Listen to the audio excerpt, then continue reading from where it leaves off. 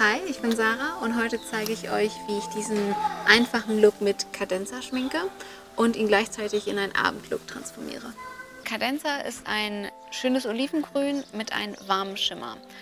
Erstmal könnte man denken, es ist sehr schwierig zu kombinieren, aber egal welche Augenfarbe du hast, ich würde ihn einfach als einen ganz akkuraten Lidstrich auftragen und dazu irgendwas Nudiges auf die Lippen und auf die Wangen.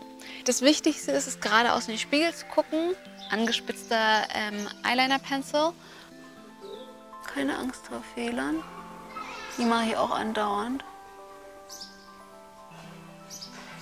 Einfach reingeben, der ist auch so cremig, dass man ganz einfach mit dem Pinsel Fehler auskorrigieren kann. Nun trage ich etwas Nude Lippenstift, also ich benutze hier Mesmerize von Kjaer Weis. Auf die Lippen auf. Ich mag es auch manchmal einfach zu mischen. Ich mische es mit, was ich zu Hause habe.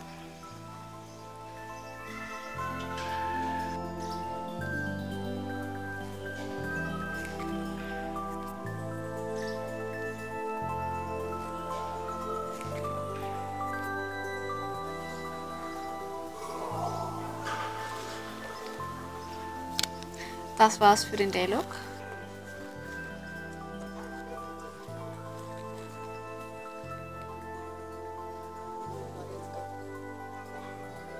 Nun zeige ich euch, wie ihr diesen Look ganz einfach in einen Abendlook verwandeln könnt.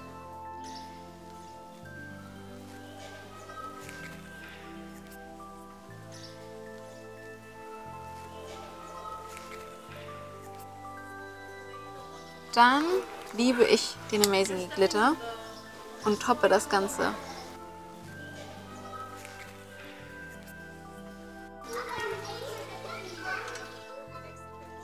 Um das Ganze abendtauglich zu machen, benutze ich Undone von Kosas.